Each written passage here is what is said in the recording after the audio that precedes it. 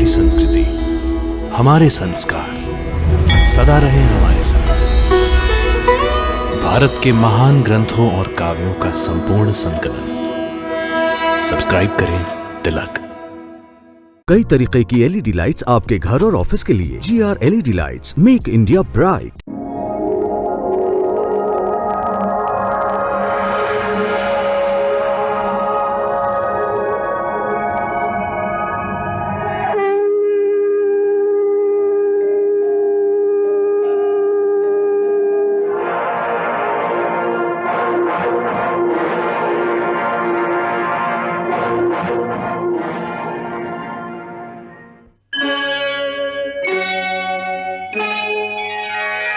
कृष्णा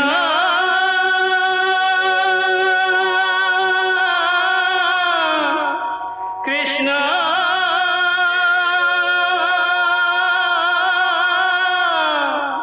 हरे कृष्णा हरे हरे।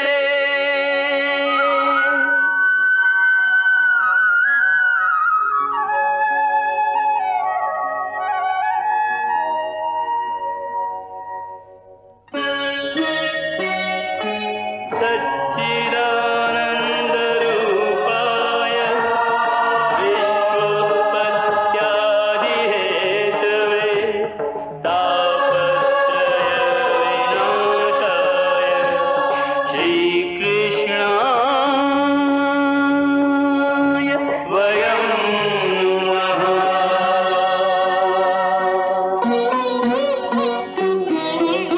श्रीकृष्ण गोविंद हरे मुरारे, हे नाथ नारायण वासुदेव। हरे कृष्ण राधे राधे कृष्ण कृष्ण हरे नाथ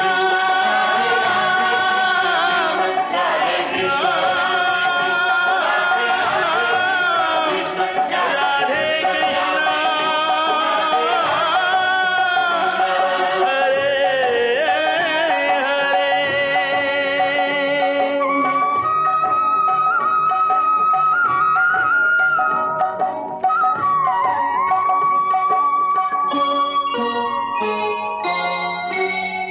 नारायण नारायण।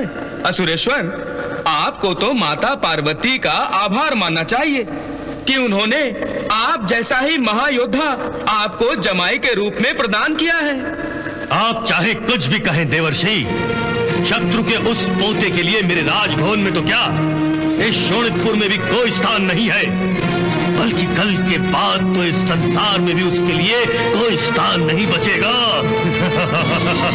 ना ना ना ना, नहीं असुरेश्वर नहीं, ये उचित नहीं है। अरे ऐसे शूरवीर को तो आपके हृदय में स्थान मिलना चाहिए। ऐसे शूरवीरों को कोई वीर जंजीरों में बांधकर प्राण दंड दे तो ये दोनों की शूरवीरता का अपमान होगा।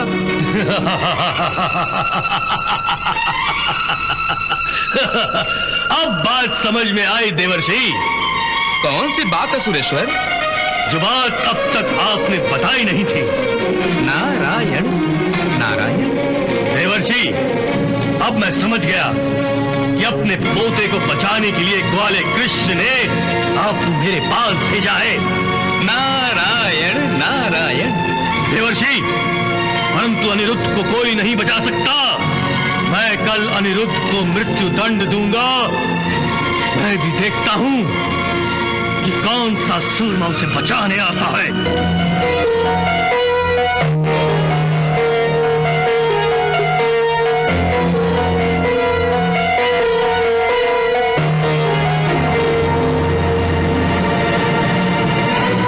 शीघ्र बताओ, क्या समाचार लाए हो गुप्तचर?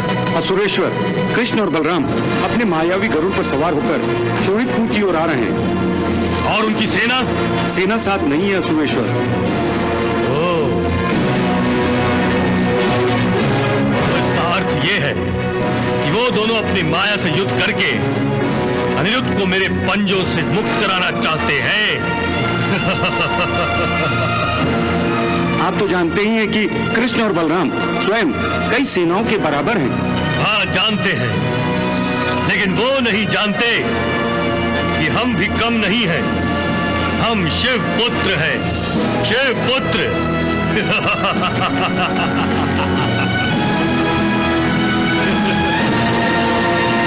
वो दोनों ग्वाले हमसे क्या युद्ध करेंगे?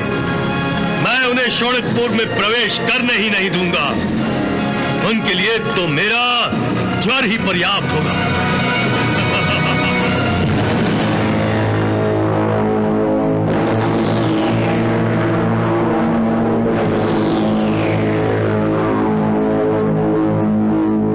तो भैया, अब हम शोणितपुर के अंतरिक्ष में पहुंच गए हैं।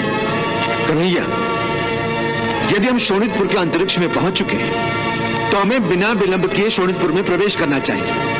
वहां अनिरुद्ध के प्राण संकट में। कन्हैया।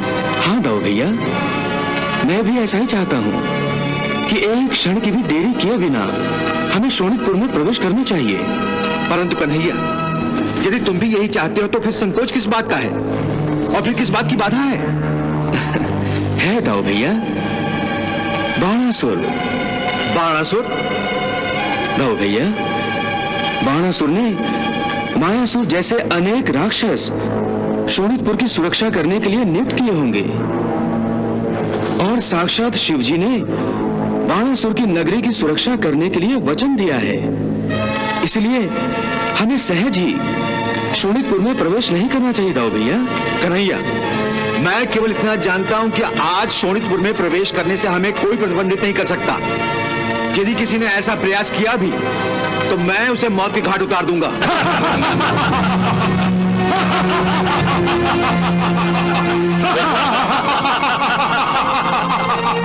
कन्हैया, कन्हैया ये कौन है? मैं ज्वर हूँ। दाऊ भैया, इसे महादेव शिवजी ने बाणासुर की नगरी शोणितपुर की रक्षा करने के लिए स्वयं नियुक्त किया है। हे कृष्ण, हे बलराम, मैं आप दोनों का आदर करता हूँ, परंतु मैं शोणितपुर में प्रवेश करने की आज्ञा नहीं दे सकता, क्योंकि शोणितपुर की सीमा सुरक्षा मेरा धर्म है। इसलिए आप दोनों चले जाइए। हम यहाँ लौटने के लिए नहीं आए हैं ज्वर। तुम स्वयं हमारे रास्ते से हटते हो या मैं तुम्हें हटाऊं? मुझे कोई नहीं हटा सकता बलराम, मुझे कोई नहीं मार सकता, परंतु मैं किसी को भी मार सकता हूँ, क्योंकि मुझे महादेव शिव शंकर का आशीर्वाद प्राप्त है। इसलिए अब मैं अंतिम चेतावनी दे रहा हूँ, आप शोणितपुर के अंतरिक्ष से तत्काल चले जाइए। ज्वर, सावधान।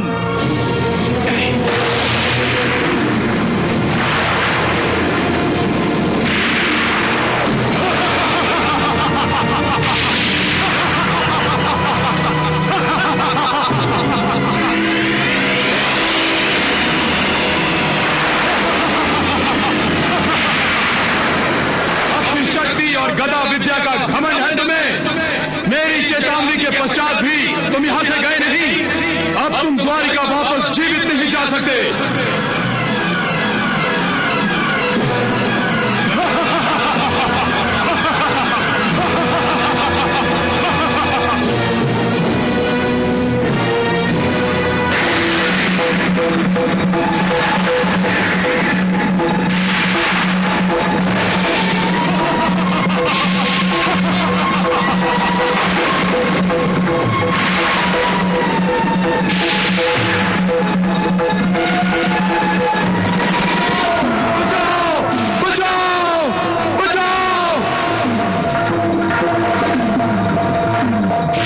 क्षमा कीजिए प्रभु, मुझे क्षमा कीजिए। मुझे अपने धर्म का पालन करने के लिए आपसे लोहा लेना पड़ा। मुझे क्षमा कीजिए प्रभु। आप भक्त वत्सल हैं, आप शरणागत वत्सल हैं। मैं आपकी शरण में आया हूँ, मेरी रक्षा कीजिए, मेरी रक्षा कीजिए।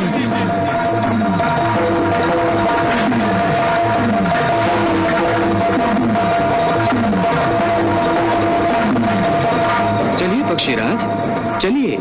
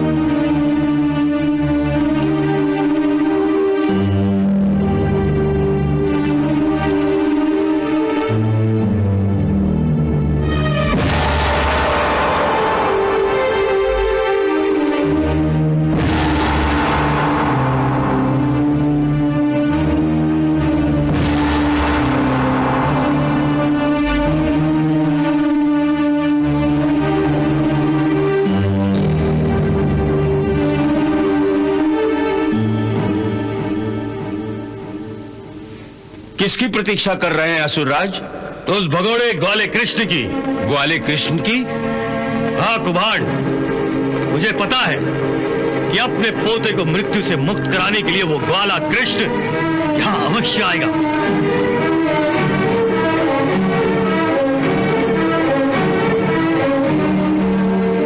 कुभाड़, अब मुझे वो युद्ध प्राप्त होगा जिसकी मुझे प्रतीक्षा थी। कुभाड़, बाणासुर, अब तुम्हें और प्रतीक्षा करने की कोई आवश्यकता नहीं। मैं आ गया हूं।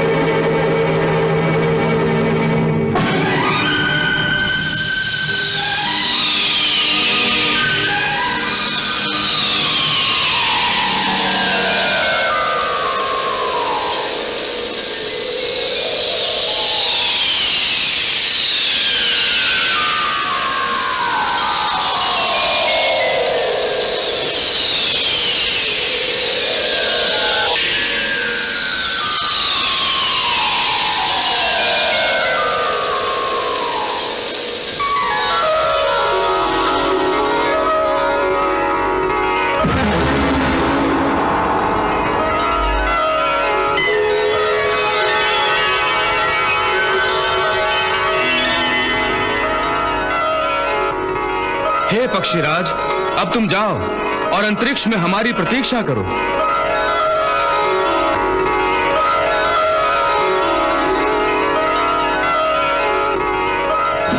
मैं पहले ही जानता था कि तुम अपने पोते को छुड़ाने के लिए यहां अवश्य आओगे, और इसलिए मैंने तुम्हारे स्वागत का प्रबंध पहले से ही कर दिया था।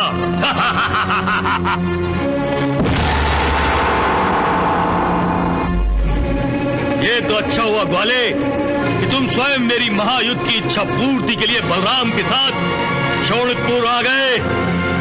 नहीं बाणासुर, मैं तुम्हारी इच्छा पूर्ति के लिए नहीं, भगवान शिव शंकर के वचन को सत्य कर दिखाने आया हूं।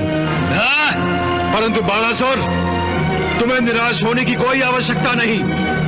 तुम्हारी इच्छा पूर्ति जरूर होगी। हम तुमसे युद्ध जरूर करेंगे। अब शोणितपुर तो आ ही गए हो, परंतु इस राज्य से मेरी आज्ञा के बिना तुम द्वारिका नहीं लौट सकोगे। मैं तुम्हारी चिताओं को अग्नि दिखाऊंगा।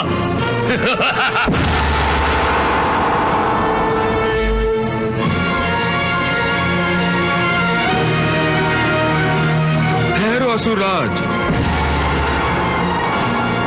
युद्ध से पहले मैं तुम्हें एक अवसर देना चाहता हूं, इसलिए कि मैं अब भी तुम्हें अपना संबंधी मानता हूं। क्या तुम मेरी पौत्र वधू उषा का विवाह करके हमारे हवाले करने को तैयार हो? कृष्ण!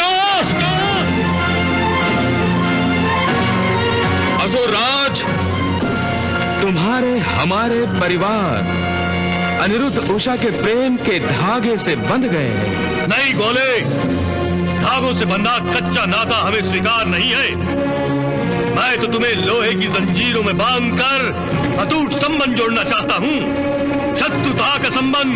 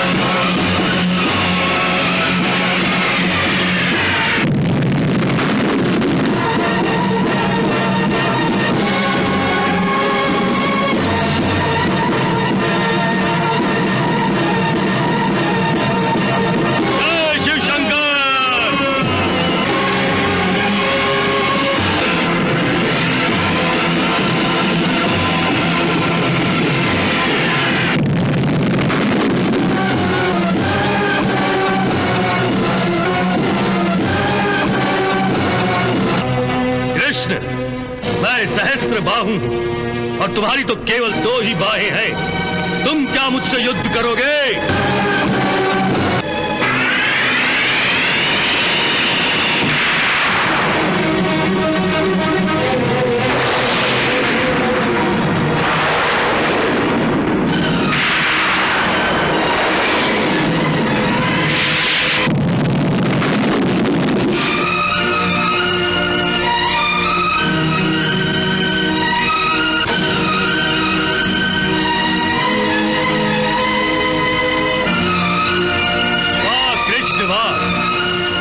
अपने आप को कैसे बचाओगे? मैं ब्रह्मशिर अस्त्र प्रकट कर रहा हूं, सावधान!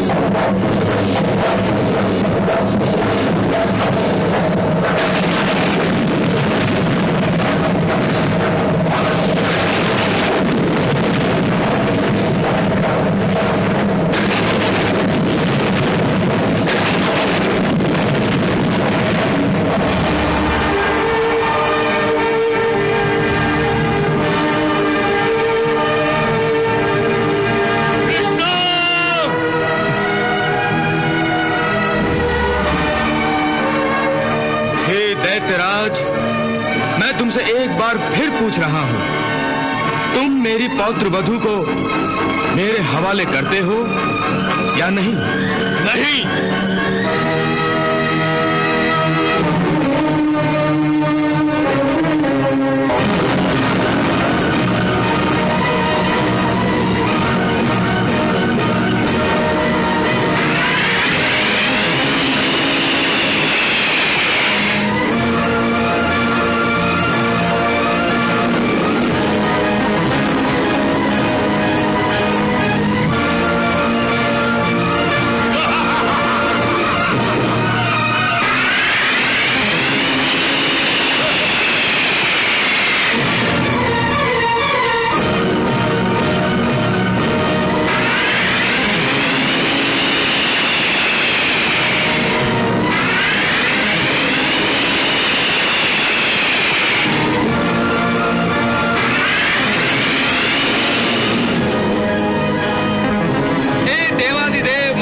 शिव शंकर,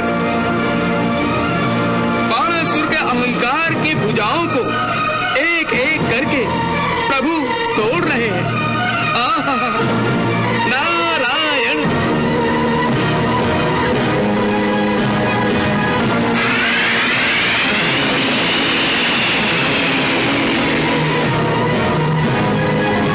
दैत्यराज, युद्ध शुरू होने से पहले तुम्हारे पास जो 1000 बाहें थीं, उन्हें मैंने तोड़ दिया है।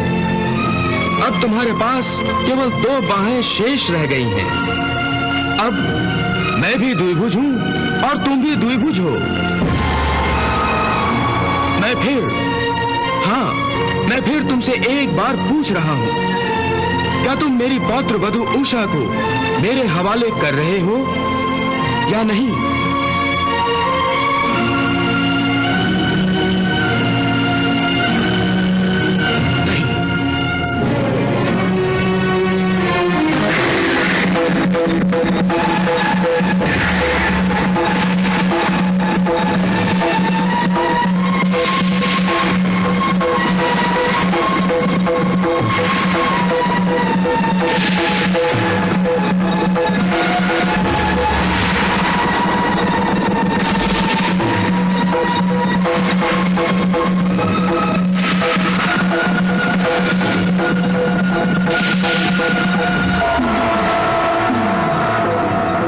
हे देवाधिदेव महादेव, बाणासुर की अब प्रभु के सुदर्शन से केवल आप ही रक्षा कर सकते हैं। मेरी रक्षा करें शिव शंकर।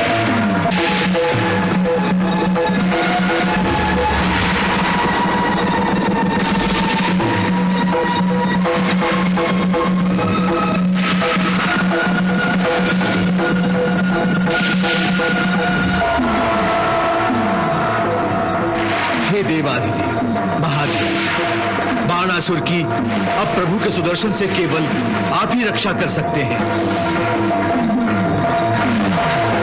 मेरी रक्षा करें शिव शंकर।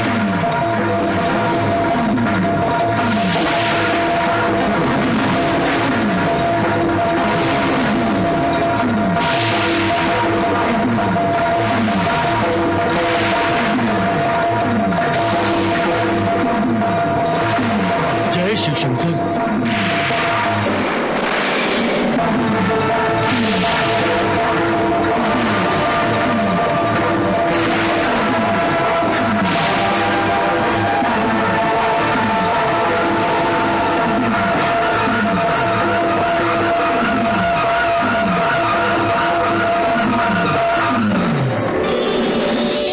प्रणाम प्रभु।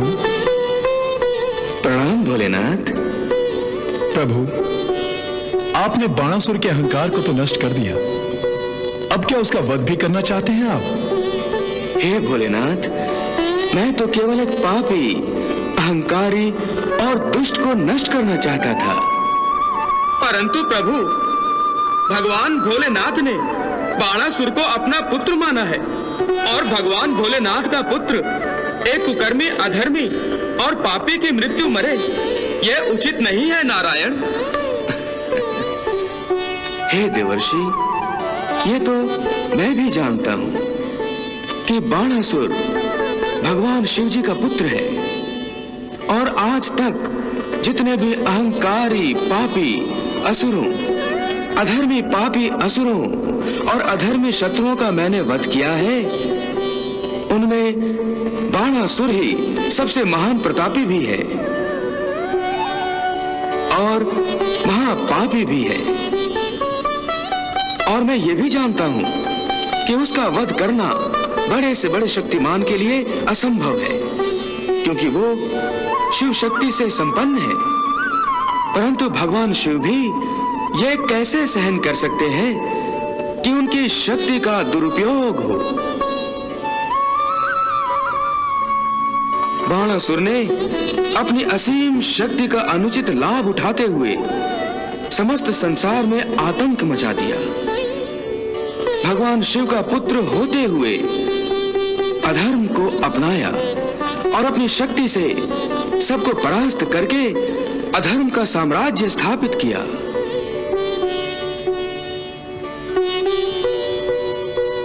ऐसे अधर्मी का वध तो सबसे पहले किया जाना था, परंतु भगवान शिव की गरिमा का मान और ध्यान रखते हुए कि इसके वध से भोलेनाथ का अपमान होगा, मैं बाणासुर को छोड़ता आया और इसके अहंकार के विनाश के कार्य को अपने जीवन का प्रथम नहीं अंतिम उद्देश्य बनाया। सोचा था कि एक ना एक दिन इसकी आंखें खुलेंगी। प्रभु, बाणासुर को अहंकार के अंधकार में भला बुरा कुछ दिखाई नहीं दे रहा था। और जिन आंखों पर अहंकार का पर्दा पड़ा हो वो खुली भी हो तो कैसे देख सकती हैं प्रभु? भगवान, अब आपने इस अंधकार को दूर कर दिया है। आपके हाथों बाणासुर के अहंकार की हजार भुजाएं टूट जाने के बाद बाणासुर की आंखों से अहंकार का पर्दा हट गया है और उसके आगे ज्ञान का प्रकाश फैल गया है। अब उसे ज्ञान प्रकाश में आगे बढ़ने का अवसर मिलना चाहिए। मैं भी यही चाहता हूं प्रभु कि आपका पुत्र धर्म पथ पर लौट आए और अपने पापों का प्रायश्चित करे, परंतु मैं समझ रहा हूं प्रभु, पश्चाताप के बिना कोई परिवर्तन नहीं हो सकता। बाणासुर को अधर्म से धर्म के मार्ग पर लौट आने के लिए, स्वयं अपना परिवर्तन करने के लिए अपने पापों का प्रायश्चित करना और क्षमा मांगनी चाहिए। नारायण नारायण। असुराज बाणासुर, आप जिस शक्ति से संपन्न हैं उसी शिव शक्ति के दो समान रूप हैं, भगवान श्री कृष्ण और भगवान भोलेनाथ।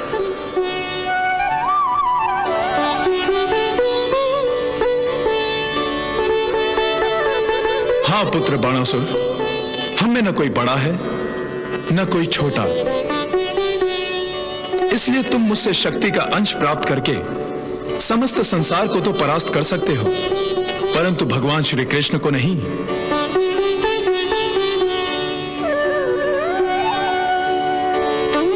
हे असुराज, भगवान श्री कृष्ण हरि हैं और महादेव शिव शंकर हर हैं, इसीलिए दोनों को हर हरि कहा जाता है।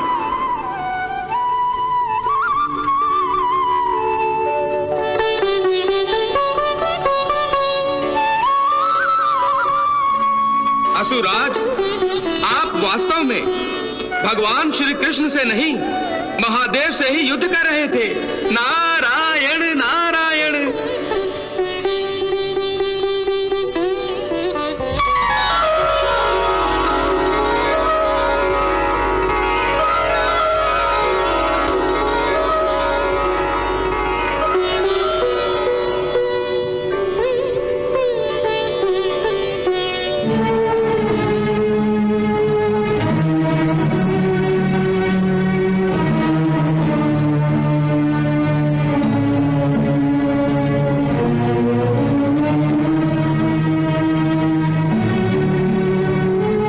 क्षमा कर दीजिए प्रभु, मुझे ज्ञानी को क्षमा कर दीजिए प्रभु, मुझे क्षमा कर दीजिए प्रभु, मुझे क्षमा कर दीजिए प्रभु। मैंने अक्षम्य अपराध किए हैं, अपने प्रभु से ही युद्ध किया, उन पर वार किए, प्रहार किए। प्रभु अब मुझे जीवित नहीं रहना है। हे प्रभु, आप अपने सुदर्शन को आदेश दें कि वो मेरा जीवन समाप्त कर दे। प्रभु, यदि आपके चरणों में मेरी मृत्यु होगी तो मैं परम भाग्यशाली होऊंगा प्रभु। हे बाणासुर, मैं तुम्हारा वध करके भगवान शिव जी का अपमान नहीं कर सकता था। मैं तो केवल तुम्हारे अहंकार का नाश करने आया था, तुम्हारा वध करने नहीं। तुम शिवपुत्र होने के नाते मेरे लिए अवध्य हो। मेरा आशीर्वाद सदा ही तुम्हारे साथ होगा। प्रभु, आपके आशीर्वाद से मेरे जीवन का अंधेरा दूर हो गया प्रभु। प्रभु, मैं आपके पौत्र वधू और पौत्र को आपके सुपुर्द कर रहा हूं, उन्हें भी आशीर्वाद दीजिए प्रभु।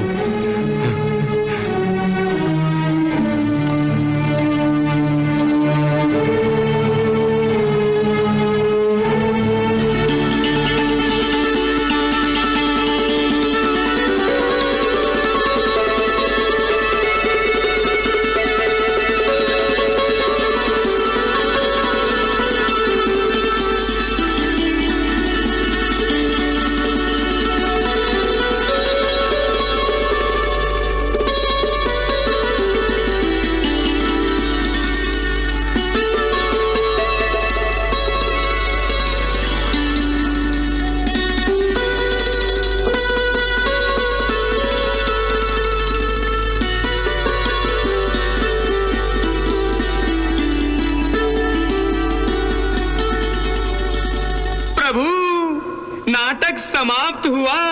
नारायण नारायण।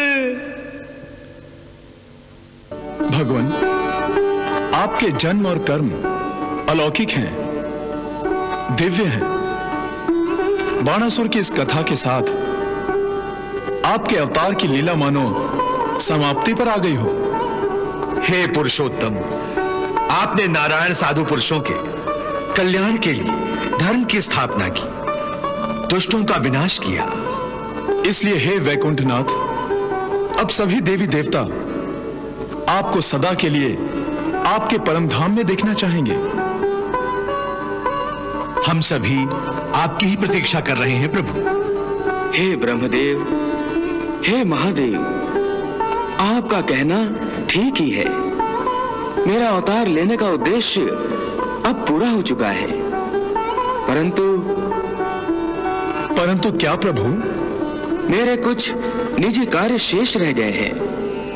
मैंने किसी को अवतार समाप्ति से पहले मिलने का वचन दिया है, वो पूरा करना है। मुझे अपनी माता यशोदा के भी दर्शन करने हैं। गोकुल वासियों को दिया हुआ वचन भी मुझे निभाना है। हे भोलेनाथ, हे ब्रह्मदेव, आप तो जानते ही हैं, एक और महत्वपूर्ण काम शेष है। हे महादेव, हे ब्रह्मदेव, यादव बल विक्रम, शूरवीरता और धन संपत्ति से उन्मत्त हो गए हैं और सारी पृथ्वी को ग्रस लेने पर तुले हुए हैं। यदि मैं उन्मत्त और घमंडी यादवों को नष्ट किए बिना ही परम धाम चला जाऊं तो अनर्थ हो जाएगा। इसलिए यादवों का अंत हो जाने पर मैं परम धाम पधारूंगा। जैसी आपकी इच्छा प्रभु। परंतु प्रभु, आप हमारी एक इच्छा की पूर्ति अवश्य कीजिए। कहिए देव ऋषि।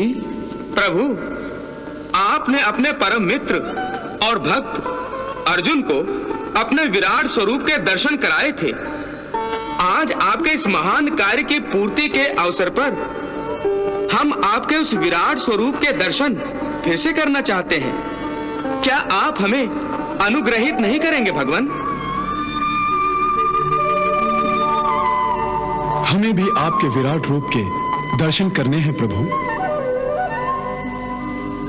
हाँ प्रभु, आप हमें अनुग्रहित कीजिए। तथास्तु।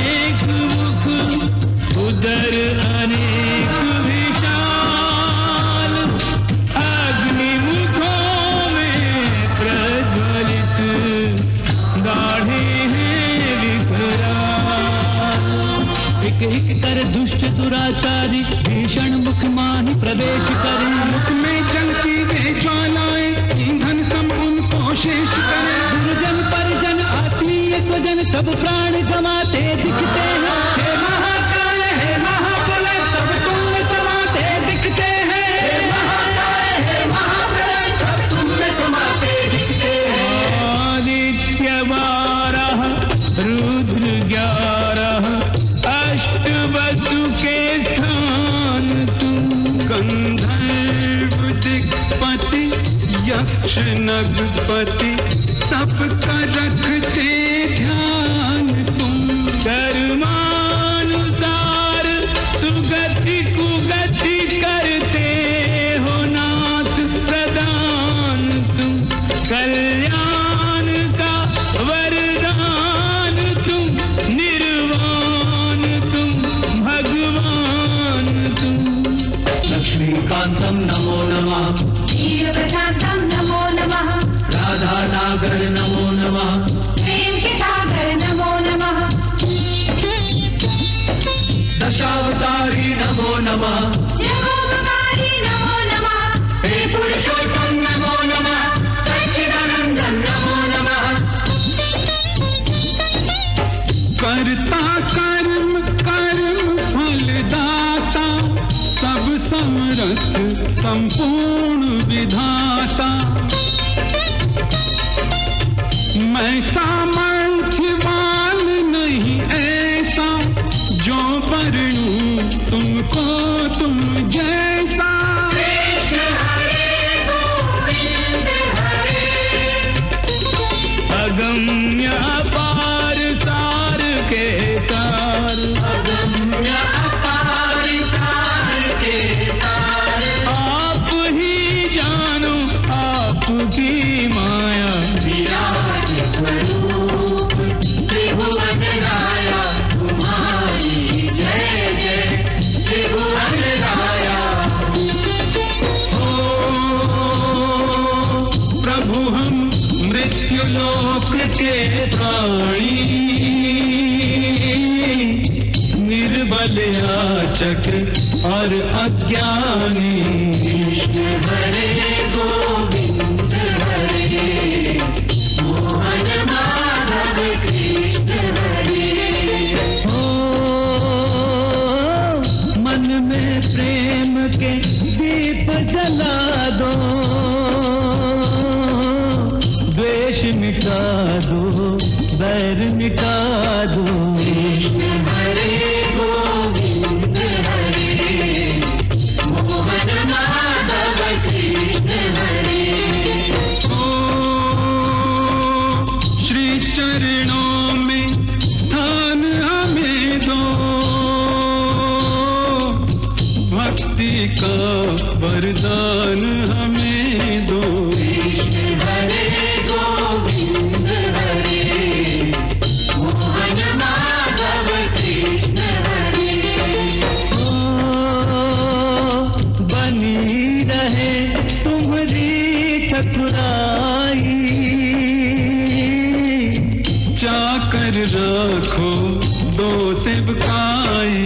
कृष्ण हरे गोविंद हरे। मोहन माधव कृष्ण हरे। सेवा का फल बस यही मांगे। जन्म जन्म तुम पद अनुरागे। कृष्ण हरे गोविंद हरे। मोहन माधव कृष्ण हरे। कृष्ण हरे गोविंद हरे। मोहन माधव कृष्ण हरे। कृष्ण हरे गोविंद हरे। मोहन माधव कृष्ण हरे। कृष्ण हरे गोविंद हरे। मोहन माधव कृष्ण हरे। कृष्ण हरे गोविंद हरे। मोहन माधव कृष्ण हरे।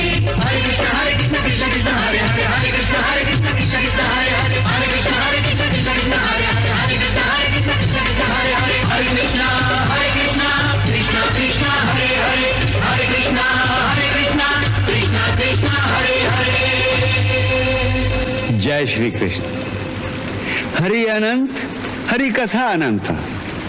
जैसे प्रभु अनंत हैं, उसी प्रकार उनकी कथा अनंत है, अर्थात उस कथा का कहीं अंत नहीं है। इसलिए जिस कथा का कहीं अंत ही नहीं है, तो कथावाचक उसका समापन कहाँ और कैसे करे? भगवान की कौन सी लीला अंतिम है, इस प्रश्न का उत्तर देना मुश्किल है। हाँ, यह संभव है कि जैसे किसी अथाह सागर में चलता हुआ जहाज सागर के बीच किसी सुंदर द्वीप पर कुछ देर के लिए रुक जाता है, उसी प्रकार इस कहानी के किसी सुंदर मोड़ पर पहुंचकर विश्राम के लिए कथा वाचन कुछ काल के लिए स्थगित कर दिया जाए। आज हम वही करने जा रहे हैं। पिछले 7.5 वर्षों से निरंतर प्रति सप्ताह भगवान श्री कृष्ण की विविध लीलाओं का वर्णन करने के बाद आज हम कुछ काल के लिए इस कथा पर विराम चिन्ह लगा रहे हैं, क्योंकि ये कथा आज उस मुकाम पर कहानी के उस सुंदर मोड़ पर पहुंच गई है जहां श्री कृष्ण के अवतारी जीवन का एक महत्वपूर्ण पहलू, एक इम्पोर्टेंट चैप्टर और उनके अवतार लेने का एक मुख्य कारण सफलता के शिखर पर पहुंच गया है। गीता में श्री कृष्ण ने स्वयं कहा है, परित्राणाय साधूनाम विनाशाय च दुष्कृताम धर्म संस्थापनार्थाय संभवामि युगे युगे।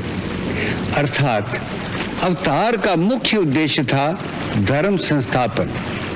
इसके लिए कर्म की जो योजना थी, प्लान ऑफ एक्शन था, वो 2 भागों में बटा हुआ था। पहला भाग परित्राणाय साधूनाम, सो वो काम उन्होंने महाभारत के युद्ध में पांडवों को विजय दिलाकर पूरा कर दिया। दूसरा भाग था विनाशाय च दुष्कृताम। महाभारत के युद्ध तक ये कार्य आधा ही पूरा हुआ था। कंस, चाणूर, शिशुपाल आदि दैत्यों के वध के बावजूद अभी वज्रनाभ और सहस्त्रबाहु बाणासुर जैसे दैत्यों का संहार अभी बाकी था। यह अधूरा काम भी सहस्त्रबाहु की पराजय के साथ पूरा हो गया। उन्होंने स्वयं भी कहा था कि मेरा ये आखिरी बड़ा काम है। परंतु ये भी सत्य है कि साधुओं का उद्धार और दुष्ट जनों का संहार केवल इन्हीं 2 बातों से तो श्री कृष्ण का जीवन चरित्र पूरा नहीं हो जाता। ये तो श्री कृष्ण अवतार के विहंगम चित्र के केवल 2 कोने हैं। उनकी लीला तो बहुत विशाल, बहुरंगी और बहुमुखी लीला है, जिसे अंग्रेजी में मैनी स्प्लेंडर्ड लाइफ भी कह सकते हैं। इस परिस्थिति में ये कौन तय करेगा कि उनकी कौन सी लीला अंतिम थी, कहां पर उनकी कथा का समापन होता है? इसलिए हम अपने मन में इस भ्रम को नहीं पाल रहे कि कभी हम उनकी संपूर्ण कथा सुना सकेंगे। हाँ, यदि माता भगवती की इच्छा हुई हमसे और सेवा कराने की, तो उनकी प्रेरणा, इच्छा और शक्ति के द्वारा अवसर मिलने पर हम श्री कृष्ण लीला के और नए प्रसंग फिर आपकी सेवा में अवश्य प्रस्तुत करेंगे। अब हमें विदा दीजिए। इस विदाई के समय हम सब के प्रति अपना हार्दिक आभार प्रदर्शन करना चाहते हैं। सर्वप्रथम अपने दर्शकों का, जिन्होंने इतने वर्षों श्री कृष्ण की कथा को बड़ी तल्लीनता से सुनते हुए हमारे उत्साह को निरंतर बढ़ाया। हम आभारी हैं अपने सहयोगियों के, हमारे यूनिट में काम करने वाले वर्करों के, जिनकी अथक मेहनत और प्यार भरे साथ के बिना इतना विराट कार्य करना संभव नहीं था। सबके नाम हम नहीं गिना सकते, क्योंकि लाइटमैन से लेकर डायरेक्टर तक सभी ने मिलकर प्रोडक्शन की इतनी बड़ी गाड़ी चलाने में हमारी मदद की। हम सब साथियों, अपने पुत्रों, पौत्रों और अपने समस्त वर्करों का अभिवादन करते हैं, प्रणाम करते हैं उन्हें। हम उनके बीवी बच्चों और उनके घर वालों को के भी आभारी हैं, क्योंकि ये सब लोग कितने वर्षों तक अपने घरों से दूर रहकर हमारे इस महान कार्य में हमारा साथ दे रहे हैं। दर्शकों के अपार स्नेह और इन्हीं साथियों की दिन रात की अथक मेहनत का नतीजा था कि श्री कृष्ण धारावाहिक 120 से अधिक हफ्तों में टीवी धारावाहिकों में नंबर 1 की श्रेणी पर आरूढ़ रहा।